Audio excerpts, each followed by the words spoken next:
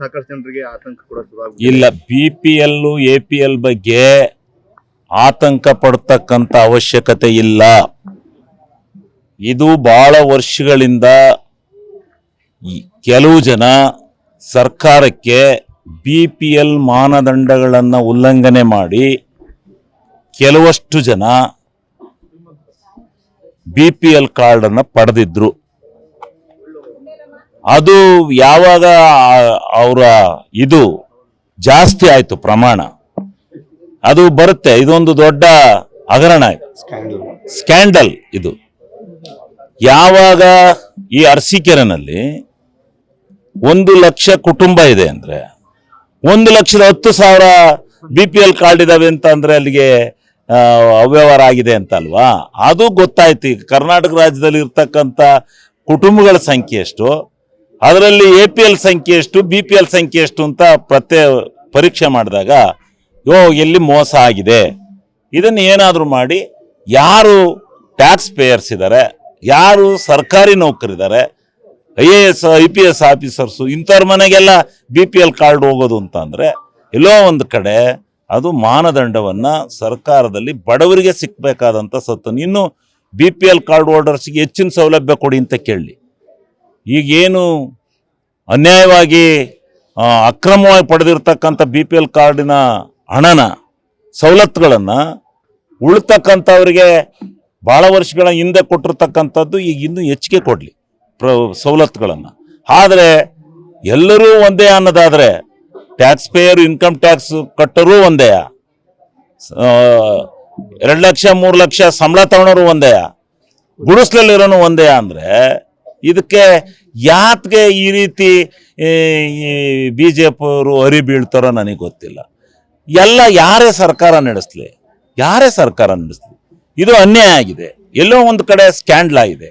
ಇದನ್ನ ನಿಷ್ಪಕ್ಷಪಾತವಾಗಿ ತೆಗೆದು ನಿಜವಾದಂಥ ಫಲಾನುಭವಿಗಳನ್ನು ಗುರುತಿಸ್ತಕ್ಕಂಥದ್ದಕ್ಕೆ ಎಲ್ಲ ಪಕ್ಷದವರು ಇದಕ್ಕೆ ಸಹಕಾರ ಕೊಡಬೇಕು ಹೊರತು ಟಿವಿನಲ್ಲಿ ಬಂದು ಅದು ಇದು ಏನ್ ಬೇಕು ಬಾಯಿ ಬಂದಂಗೆಲ್ಲ ಮಾತಾಡ್ತಾರೆ.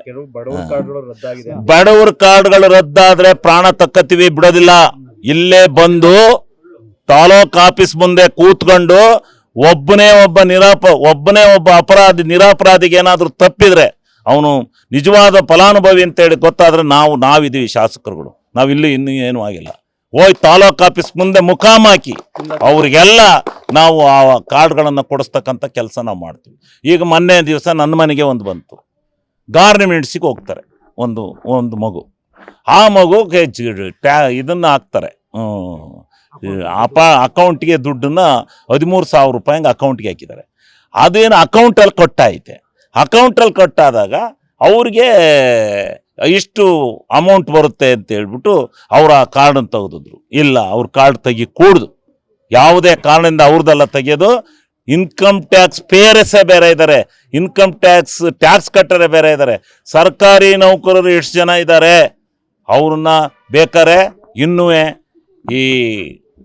ಇವರಿದಾರಲ್ಲ ಡಿ ಗ್ರೂಪ್ ನೌಕರರಿಗೆ ಕೊಡಿ, ಅವ್ರಿಗೆ ಸಾರಾಸಟ್ಟು ಕೊಡಿ. ಡಿ ಗ್ರೂಪ್ ನೌಕರರಿಗೆ, ಗೌರ್ಮೆಂಟ್ ಎಂಪ್ಲಾಯ್ ಇದ್ರು ಕೂಡ ಡಿ ಗ್ರೂಪ್ ನೌಕರಿ ಕೊಡಿ, ಏನಾಗಲ್ಲ. ಅವ್ರ ಪಾಪ ಕಷ್ಟದಲ್ಲಿದ್ದಾರೆ, ಇವತ್ತಿನ ಇದರಲ್ಲಿ ಅವರಿಗೆ ಹಣ ಸಾಕಾಗ್ತಾ ಇಲ್ಲ. ಡಿ ಗ್ರೂಪ್ ಯಾರ್ಯಾರು ಇವರಿದ್ದಾರೆ ಅವ್ರಿಗೆ ಕೊಡಿ, ನಾವು ಬೇಡ ಅಂತ ಹೇಳೋದಿಲ್ಲ. ಆದರೆ ಎಲ್ಲ ದೊಡ್ಡ ಕುಳುಗಳೆಲ್ಲ ತಗೊಳೋದಾದ್ರೆ ಬಡವ ಶ್ರೀಮಂತ ಅನ್ನೋ ಭೇದ ಇಲ್ಲಿ. ಇನ್ನೊಂದು ಸರ್ಕಾರದ ಕೆಲವು ಯೋಜನೆಗಳಿಗೆ IT ರಿಟರ್ನ್ ಕೇಳ್ತಾರೆ, ಅವ್ರ ಹತ್ರ ಏನು ಆದಾಯ ಇರಲ್ಲ, ಆದ್ರೂ IT ರಿಟರ್ನ್ ಫೈಲ್ ಮಾಡಿರ್ತಾರೆ. ಇದು IT ರಿಟರ್ನ್ ಅಂತ ಕನ್ಸಿಡರ್ ಬ್ಯಾಂಕಿನವರ ತಪ್ಪಿದು. ಬ್ಯಾಂಕ್ನವರು ಯಾರಿಗೆ IT ರಿಟರ್ನ್ ಕೇಳಬೇಕು? ಅವನಿಗೆ ತಿನ್ನಕ್ಕೆ ಅನ್ನಿರೋದಿಲ್ಲ, ಅವನಿಗೆ ಅದೆಂಥದ್ದು ಸಿವಿಲ್ ಸ್ಕೋರ್ ಇವರು ವಾಲೆ ಆಡ ಇಡಕ್ ಹೋದ್ರು ಸಿವಿಲ್ ಸ್ಕೋರ್ ಎಲ್ಲ ಅಂತ ಕೇಳ್ತಾರೆ. ಅದನ್ನ ಸರ್ಕಾರ ಗಮನಿಸಬೇಕಲ್ವಾ ಸರ್? ಸರ್ಕಾರ ಗಮನಿಸಕ್ ಹೊಂಟಿದೆ, ಈಗ ಒಂದು ಹೆಜ್ಜೆ ಮುಂದಿಟ್ಟಿದೆ. ಈಗ ಇಡೀ ಭಾರತ ದೇಶದಲ್ಲಿ ಆಗಬೇಕು, ಸೆಂಟ್ರಲ್ ಗೌರ್ಮೆಂಟ್ ಇದಕ್ಕೆ ಇನ್ವಾಲ್ವ್ಮೆಂಟ್ ಆಗಬೇಕು. ಇಡೀ ಭಾರತ ದೇಶದಲ್ಲಿ ಇದೊಂದು ಸ್ವಚ್ಛತೆ ಆಗಬೇಕು. ಸ್ವಚ್ಛತೆ ಆಗಿ ಬಡವನಾಗಿ ಅವನು ಮುಂದೆ ಬರಲಿಕ್ಕೆ ಅವನಿಗೆ ಸವಲತ್ತುಗಳು ಕೊಡಬೇಕು.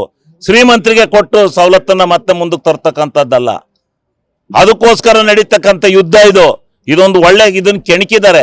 ಇದಕ್ಕೆ ಎಲ್ಲ ಪಕ್ಷಾತೀತವಾಗಿ ಪಕ್ಷವನ್ನು ಮರೆತು ಇದನ್ನ ವ್ಯವಸ್ಥೆ ಮಾಡ್ತಕ್ಕಂಥದ್ದು ಪ್ರತಿಯೊಬ್ಬ ರಾಜಕಾರಣಿಯ ಪ್ರತಿಯೊಬ್ಬ ಪಕ್ಷದವನ ಕರ್ತವ್ಯ ಇದೆ.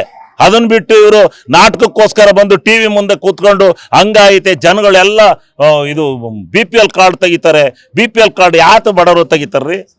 ನನ್ನ ಕ್ಷೇತ್ರದಲ್ಲೇ ನಾನು ಒಂದೇ ಒಂದು ಬಡವನಿಗೆ ಒಂದೇ ಒಂದು ಕಾರ್ಡ್ ಹೋಗ್ದಂಗೆ ನಾನು ನೋಡ್ಕೊತೀನಿ.